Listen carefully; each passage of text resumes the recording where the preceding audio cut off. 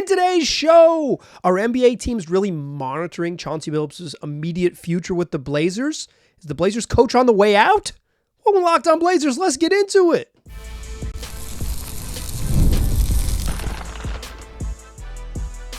You are Locked On Trailblazers, your daily Portland Trailblazers podcast, part of the Locked On Podcast Network. Your team every day. What's up, world? It's your past first point guard and Trailblazers reporter, Mike Richmond. You are listening to another episode of Locked On Blazers, part of the Locked On Podcast Network, available wherever you get podcasts and also on YouTube. Thanks for making this show your first listen.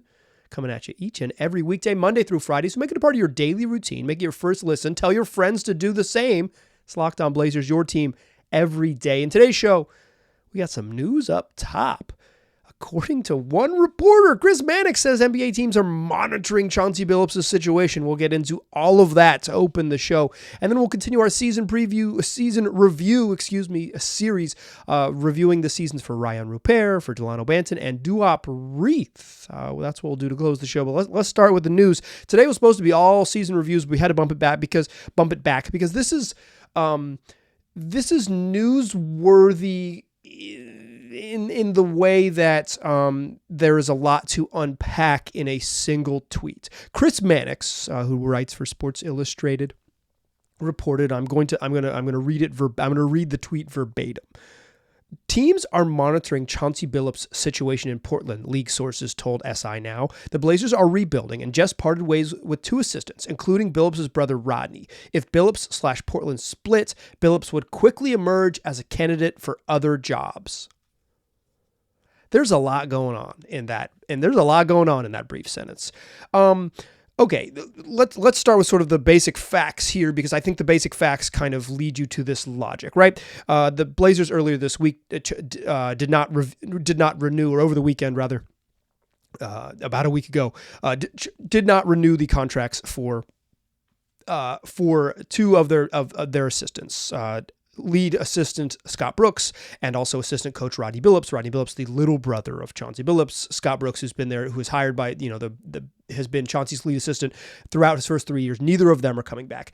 When that show came out, that was Monday's show. You're listening to Thursday, May 9th show. Appreciate the patronage. But on Monday's show, when we talked about this, when I talked about this, you listened. I said it was weird. It was a weird thing, right? To fire the coaches, to not bring back the lead assistant and the coach's brother and all of those things. And it was just it's a very odd and noteworthy for how odd the situation is. And the obvious, and I offered, the sort of the glass half full read is that the Blazers, they want to have the value of a reset without, a coaching reset without firing the coach and all of the sort of financial implications that come with that, because Chauncey Billups has guaranteed money on his contracts, right? They don't want to pay him to not coach, so they're going to pay some other folks to kind of lead them in a slightly different direction. But Billups, in the final year of his contract with a team option for next year, he doesn't have space to ask for an extension, obviously, because he hasn't done any winning. And it's and they haven't even they've underachieved, if anything. They've either achieved exactly what you would expected or underachieved in each of his 3 seasons. And so he doesn't have a space to ask for an extension. So he's entering a lame duck coaching year. And if you're hiring particularly a lead assistant, that person is you're kind of hiring the person who is most likely to take Chauncey Billups' job when he's fired. So it's it's an awkward situation, right? Throw in the fact that they also are not renewing his brother. It's awkward, right? Unless there's some stuff that we don't know about, it is weird that you wouldn't bring family back onto the staff. And so this is where Mannix's reporting comes in and says teams are monitoring the Chauncey Billups situation, because if, Joe Cronin gave a very emphatic, Chauncey Billups is going to be the coach, we don't want to get rid of him. If they were going to fire him, waiting to,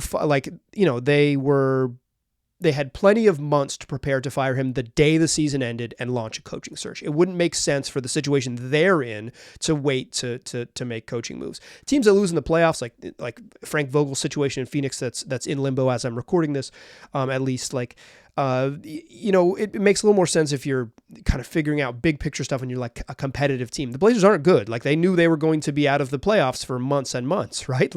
Since November, heck, since last September, right? They knew they weren't going to be a playoff team. So it doesn't, if they were going to fire Billups, why haven't they done it yet, right? So that it doesn't seem like that's going to happen. But there was this thing that happened at exit interviews where Chauncey Billups was kind of like, I would like to be competitive again, and Joe Cronin, like, I would like to coach a team that's competitive, that pushes towards the play-in and does these things. And Joe Cronin was like, we're not going to be good until our young players improve. It's going to be a long road. And it's just like, are these two gentlemen on the same page? And it talks about that after the exit interviews on this very podcast. And it's like, it seems like there's a disconnect between the general manager's vision and the coach's vision, particularly because the coach is entering the final year of his contract and hasn't done any winning, and going into another season and doing some losing doesn't bode well for your situation. So, of course, teams are monitoring the situation because it's awkward and weird and strange, but they're not going to fire him. So what they're monitoring is, does Billups walk away? That's what this would be. It is not like, I guess maybe the language that will eventually come out from the news brokers of the world is like, they mutually agreed to part ways. But the way my read on this is that this would be, what teams are monitoring is the situation rough such that the Blazers are kind of like bullying Chauncey Billups out of his chair, right? They're saying, you can come back and you can coach for one more year. Obviously, you're not part of the long-term plan. We're already hiring new coaches behind you on the coaching staff. We're getting rid of your brother. You're entering a lame duck coaching year. You can come back and coach. We'd be happy to have you. We don't think you're a detriment to the team, but you're not part of our long-term plan. So if you don't want to be if you're not part of the long-term plan, you don't want to be a part of the short-term plan, you're welcome to leave. But they don't want to fire him. They don't want to pay him. That's the obvious read on this. This is the obvious read on this, is that firing him you'd have to pay him the money. If he quits, you could reach some sort of agreement, right? You could either straight up, he gives the money back, like all of it back, or you agree to pay out a portion of it and he leaves, right? And then that's it. And that's what teams are monitoring, is the situation awkward and strange enough due to the recent changes in the staff that Billups would just straight up walk out. I had how do I want to phrase this for anonymity purposes? Someone who works in the NBA media float the idea that coaches very rarely go into the season under one-year contracts because you become the most fireable person in the whole organization, and that they guess there is a world in which Chauncey Billups would quit. And I said, I didn't even talk about it in the show because I said it in this conversation, like, hell no, he's not going to walk away from the money. But I guess there is a world in which it gets awkward and strange enough that would happen. That's not good. I think the best case scenario for just like the stability of the Blazers is that like this is an awkward thing that passes. If this is like Chauncey Billups kind of like wedged out of his position by like passive aggressive force and not just fired, like it would be fine to fire him. He hasn't been a good coach. It would be no problem to fire him. But like to kind of wedge him out in this backdoor way, it's like, that doesn't look good. That's not a good look for the organization. The last part of this is that if Billups / Portland split, Billups would quickly emerge as a candidate for other jobs. I have a hard time believing Chauncey Billups would get a head coaching job immediately. I have very little trouble believing that he would be appealing to various assistant coaching roles, right? Because now he's coached in the league for 3 seasons. He previously had spent a year as an assistant coach under Ty Lue's staff. He's freaking Chauncey Billups. He's a Hall of Fame point guard. Like I think he has, like, the thing that players like about him is his ability to communicate and his sort of his gravitas in the huddles and stuff like that. I think that has, in that vein, like that's valuable as a certain type of assistant coach. I can't imagine he would get a head coaching job, but maybe. Weird things happen. The league is weird. I don't think he's been so bad in Portland that he will never coach again, but it would be very surprising if he were to immediately be hired out of this run that he's had in Portland into a head coaching role. But like, could he go back and join Ty Lue's staff like immediately? Yeah, I think he could. I think that is a very reasonable thing, that he could like be the head coach or an assistant coach on Ty Lue's staff. Or like if Monty Williams really does leave Detroit and ends up in LA, like whoever coaches in Detroit could hire Chauncey Billups back to the Pistons and his relationship with that organization or whatever it might be around the league. Like I could see a situation where he's a coach again.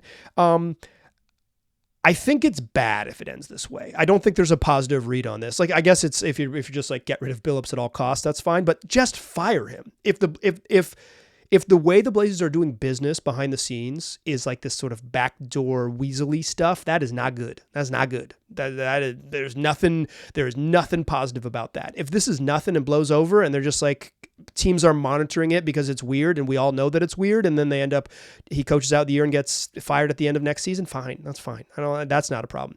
But if this is like a force Chauncey to quit thing, it's not good. It's not good. That's not a good thing. Let's talk season reviews. That's the news. We're going to squeeze 3 season reviews into the final 2 segments. We're going to start with Rayan Rupert, the Blazers rookie, who, when he got some minutes at the end of the year, showed a skill I didn't think he had. Let's talk about that in the second segment. Join me there, won't ya? First, I want to tell you that this show is brought to you by Yahoo Finance. Listen, wouldn't it be great if you could see all of your financial info all in one place? Wouldn't that be simple? Investment accounts, retirement accounts, and with all in one stop shop? Well, with Yahoo Finance, you can consolidate your views from multiple accounts into one hub and access the expert analysis you need to tend to your entire portfolio with confidence. So if you got a 401k and you got a retirement account and you got some other investments, well, why not let Yahoo Finance consolidate all of them into one spot so you can check them out? Well, Yahoo Finance is a place you can trust because for over 25 years, Yahoo Finance has been the brand behind every great investor. Whether you're a seasoned investor or you're looking for that extra guidance, Yahoo Finance gives you all the tools and data you need in one place. They're the #1 finance destination, producing a holistic look at financial news, including breaking news, original editorial perspectives, analyst ratings, independent research, customizable charts, and so much more. You can securely link your brokerage accounts for a unified view of your wealth, including that 401k and other investments. Like I said, it's a comprehensive perspective, is going to set you apart as a great investor, and it's how Yahoo Finance ensures you have the insights to look at your wealth in their entirety. With a community of over 90 million users each month, the real strength is helping you on your way to financial success. For comprehensive financial news and analysis, visit the brand behind every great investor. That's yahoofinance.com, the #1 financial destination, yahoofinance.com. That's yahoofinance.com. All right. Let's keep it rolling in today's show, talking player previews. We've done a couple of these. So far this year. In fact, we've done 12. I actually think we've done 11. I take it back. We've done 11. We talk Rayan Rupert, and then we'll talk Dalano, Banton, and Duop Reath to close the show. Rupert was a second-round pick. His 43rd pick in the draft. He looked pretty rough in summer league. He looked pretty rough in preseason. It was very clear heading into the year that he just he wasn't going to play. But when you draft a 19-year-old in the second round, it is very normal for them not to play. And then, the Blazers got to the back half of the season and had a whole bunch of injuries, and Rupert ended up getting into games. In fact, he started getting this sort of memorial, hey, you're going to start because we want young players to play real minutes. He finished appearing in 39 games, including 12 starts, and really he kind of just got he still played role player type minutes. They just gave him the starting role. On the year, he finished averaging 4 points, 2.4 boards, 1.6 assists, shot 33.5% from the field, but he mostly just sucked on twos. 35.9% from three. That's 36% from three. The league average is like a shade over 36% from three. And he was right around league average from three. He just couldn't make other shots. 76% from the free throw line. Straight up, I think Rayan Rupert was impressive in that the thing that I didn't think he could do at all was probably the thing he was best at by the end of the year. Speaking of what I thought he could be, let's bring in Michael from the past to revisit my preseason predictions for what I thought Rupes was going to be, and then we'll talk about what's next for the Blazers youngster. Take it away, Michael from the past. So the best case scenario for Rayan Rupert is that his defense, and he defends well off the ball, he defends off the ball, on the ball, he gets after it and guards, full length of the court. He pressures tightly in the half court against ball handlers. He can guard multiple positions with his length and his quickness. The best case scenario is that his defense eventually earns him a late in the season roster or rotation spot, and not when the Blazers have, kind of put the training wheels back on and are coasting towards losses at the end of the season, but when they're still trying to be vaguely competitive, even if they've lost a bunch of games. Rayan Rupert, best case scenario is that he's part of the plan as a wing defender because he grows with the remix and he grows on the practice court and he grows with skill work behind the scenes. On offense, he can't shoot, and his sort of in-between game just that he was supposedly had in some of the scouting reports I read just hasn't shown up. He's not an offensive player yet, and the best case scenario is that his defense gets him on the court, and his offense has come a long way to keep him there. The worst case scenario is that he spends most of the year in the G League because he's just not an NBA player yet. And as someone who comes into the NBA as a teenager, he gets real useful seasoning, coaching from the Blazers coaching staff, coaching from the Rip City Remix coaching staff, refines his skills, and next year has a chance to sneak back into the rotation again in his second NBA season. The worst case scenario is that he spends year one watching and year one playing in the minor leagues. I think Roop's pretty squarely landed in the middle there, right? Like he it was a worst case scenario because he didn't spend the whole season in the G League, but it wasn't the best case scenario because he didn't like naturally without injury sort of earn that role. He just kind of landed in the worst case scenario. The thing is, I was totally wrong about him. That's why I want to play you the Michael from the past part. It's like what I thought he was going to be good at was defense and energy and length, and I thought he was going to be like a defender first, and that was what he was going to be. That was going to be the skill that he had in the league, and everything else was going to be like, well, you can't really do anything else. He certainly doesn't do a lot on offense, but he makes standstill threes, 36% shooting from three. And like the form looks good. It looks good when they go in. He's got a little bit of, he had a couple late in the year, like step back threes off the bounce and a couple like off, like not like flying around screens, but movement where he's not standing still immediately, like catches 1-2 and goes up. There is a long way to go for him because I think he got defensive assignments. Like, one game they gave him Shai Gilgeous-Alexander, and Shai Gilgeous-Alexander finished second in the MVP voting. He's excellent, one of the great shot makers in the game, and he ate Roops alive. He had no chance. He also guarded Kawhi Leonard like about maybe 10 days later. Kawhi Leonard, no chance. He ate Roops alive. But like they were giving him those big responsibilities every so often, not a lot. They were mostly giving those jobs to Chris Murray, but they were like kind of saying, okay, Roops, give it a shot, buddy. Like when you're going to get in there, you can have 6 minutes to give it a shot.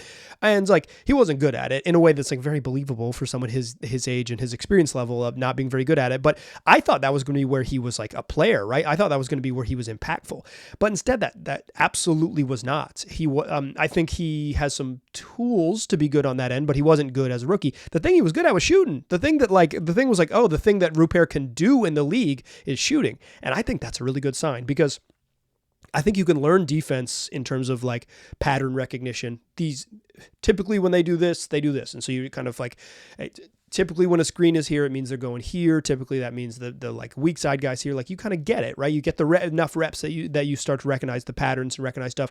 And then you recognize personnel and their tendencies and all of those things. And you can become a better defender. And he's big and long and like, his kind of build coming into me is that he was like a point guard, like a big point guardy type player. Very clearly a wing. He's very, very clearly a forward in the NBA. He's an off-ball guy. I think he has the tools to get there on defense. And if you can play a little bit of defense, and certainly has like the frame and the interest in playing defense to get there, and you can shoot, like that's the rough outlines of a role player. That's your 3-and-D model. He's just really rough when he tries to do anything else on offense right now. Like he can't really handle, certainly can't handle in traffic, but can't really handle. His like all of his inside the arc game is messy. Like if he does anything that isn't just shoot threes, it's not good. But like, I think there's a world where Rupert still can't dribble next year, and he still doesn't have much in between game, and he still doesn't have a ton of finishing, but he can like get out on the break and run because he's fast. He can shoot threes and he can defend, and he becomes an NBA player. Like I think he has a path to it. I'm not sure, I think some people are higher on Rupert than me and see like, I bet he could become a star. I'm not sure I see that, but I see a fairly straightforward path to him becoming a viable NBA player as quickly as like the middle of year 2. When you draft someone in the second round who's a teenager, you draft for what they're going to be in their, after their 22nd birthday, right? Like is a long-term investment. And the Blazers have reason to be patient. And I think they have a little bit of reason to say, like, Rupert's better at something we thought was going to be a negative for him. And that is a really good sign. And also, like, if you're going to be good at one thing as a role player in the league, shooting is a great thing to sort of like already have the outlines of. And someone who shot 36% from three on relatively limited volume and relatively limited action, that is the beginnings, the outline of an interesting player. I depending on what the roster looks like, I don't think he'll be a rotation player night one. Like if you kind of mostly run it back and just like assuming that when the trades the Blazers make also bring back players that are going to like veteran, like young veterans as well. Like I don't think Rupert has an obvious path to night one rotation level stuff, but like we're a long way away from there. I can't imagine that he's in the rotation early in the season, but I can see a path very easily where he cracks that relatively quickly because of his skill set. And young players get better, and I think the Blazers are obviously banking on that to some extent. So we will see if they can get there. Let's talk about the other two guys, Dalano, Banton, Duop, Reath. Two of the most entertaining stories of the entire Blazers season. Let's close the show talking about WAP and DB Hooper. Join me in that third segment, won't you? But first, I want to tell you about Monopoly Go. Do you like competing? Of course you do if you like classic Monopoly. It is the game that fuels your competitive side. Well, Monopoly Go is a twist on the classic Monopoly game that's still going to scratch that competitive itch, but you can also team up with friends for time tournaments where you work together and build up each other's boards. And the more you win together, the more awesome prizes you unlock. And there's so much more to get. You can get unique stickers that you can trade with your friends to complete albums. And then you get big prizes once those albums are complete. You can get cool new playing pieces to travel all the boards you play with across the Monopoly Go universe, plus hilarious emojis for taunting your friends when you smash their buildings or heist their vaults. Plus, Monopoly Go feels new and exciting every day with constantly changing tournaments and challenges. A ton of those include unique minigames like Digging for Treasure or Robot Pachinko. There's always new and timed events that help you win big, like massive multipliers for everything you win or rent frenzies. There's always something fun to discover on Monopoly Go. So get off the bench and go download it now for free on the Google Play or App Store. Game on. Still a pass first point guard. I'm still Mike Richmond, and you are still listening to Locked On Blazers. Let's finish up our season reviews. Let's start with Duop Reath. I think Duop Reath was the best story of the Blazers season. Here's a guy who has literally traveled the world in pursuit of a basketball dream. Was born in Sudan. Eventually, his family very quickly, when he was young, had to leave and move to a refugee camp during civil war in his country. Eventually, they were able to secure a travel visa to leave the country and move to Australia. He grew up in Western Australia in Perth. Went to LSU as a 20-year-old and played 2 years of college basketball, and then traveled the world after that. Has spent the last half decade basically bouncing all over the world, playing professionally in China and Australia and Lebanon, and has just been everywhere, man. And he's had a couple stops in summer leagues here and there, but he's never had an NBA debut. And then he signs a two-way deal with the Blazers coming out of a nice summer league for the Blazers. They end up signing him to a two-way deal, and he plays one game in the G League and he has 37 points, and it's like, yo, this dude is too good for the G League. Get him out of here. Never played again. He played one night, played the first night for the remix, and he was like, I'm maybe too good for this. I'm like, this level of basketball is below my skill set. I got my skills are needed elsewhere. So he doesn't get to play right away.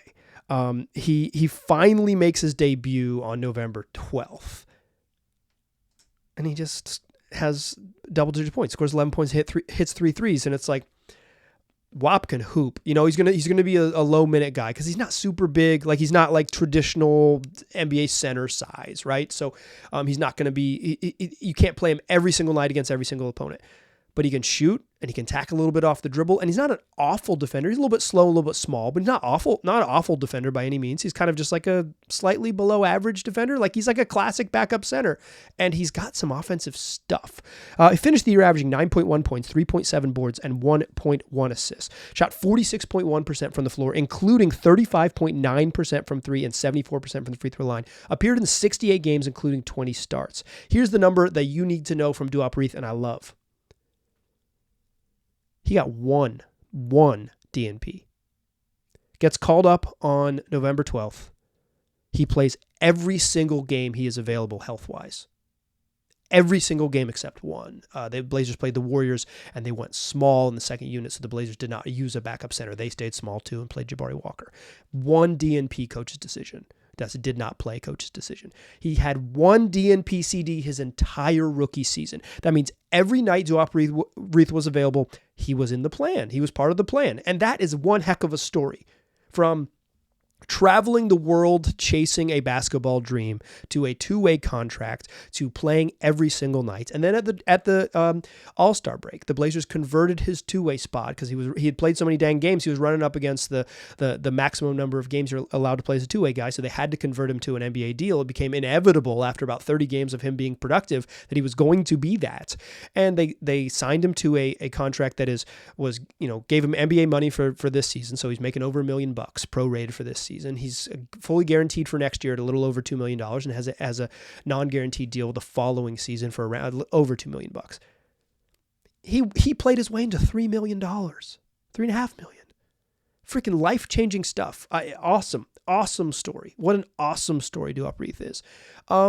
He's a find. Like when you're doing this in what the Blazers are doing and they're bad and they're a long way away from being good, you need finds. Toumani Camara and Duop Reath, like guys who you say, okay, hey, these aren't stars, but like these are players on the cheap that we found by being like by taking chances and like using our scouting department and like all of those things. And then they did it with Reath. Like I don't think he's a starting NBA center. Like I don't think he could be that every night. He could be like a, hey, somebody's hurt, we have to start WAP type of thing. I think that's fine. But like but I think he's like a quintessential backup. Maybe on like the best teams. Like I think guys like at this time of year we do this a lot where it's like, well, would he play in the NBA finals? No, I don't know. Probably not. Right? Like probably not. Will Luke Cornett play in the NBA finals? Like we'll see. Like it's there is a level of basketball and a level of competition that, like some players that are backups wouldn't be good enough to play in. But if you're talking like the 82 game regular season, absolutely Duop Reath can be a backup center. Absolutely. Because the shooting and particularly the ability to show the ball, pump fake, and then get some stuff done off the drive. Like he's got a little Nas Reed in his game. I've heard other comparisons for Reath and like who he might be and all these things. I like the Nas Reed comparison. Nobody really moves like Reed at his size, right? What makes Nas Reed so special is because he can like dribble 60 feet, spin, go off glass, full jelly fam. It's jelly because it's not a jam type of layups. But like, Reath has some show the ball, attack a closeout, off the bounce game at his size that is unique, and it allows him to be valuable. He's not like the greatest shooter of all time. He's not the greatest driver of all time. He is solid and he is easy to root for, and I will continue rooting for him because of those things. Back on a guaranteed contract next year. He's eligible to be traded this summer after signing the contract. So like conceivably he could play for another team because that's just like the nature of the beast. But I assume he'll be back, and I assume he'll be penciled in as something like the night one backup center, assuming that Rob Williams is not healthy or not fully cleared or whatever it might be. If Rob Williams is healthy and they're on the team, I would assume that Reath is the third center and is not playing, but we're a long way away from that. But I assume like right now in May, this is your Blazers backup center heading into the season. Dalano Banton. Let's close it out talking DB Hooper. First of all, incredible nickname. I don't know who made that up. I'm not 100% sure who made that up. I've seen it on the internet, and a friend of the program emailed me about it too. As an excellent nickname. It rocks. So if you made up DB Hooper, good on ya. It's good stuff. Banton appeared in 30 games after coming over at the trade deadline. The Blazers traded basically a non-existent second round pick, a top 55 protected second round pick. Top 55 protected means the Blazers have to have one of the 5 best records in the league that season in order to be one of those spots.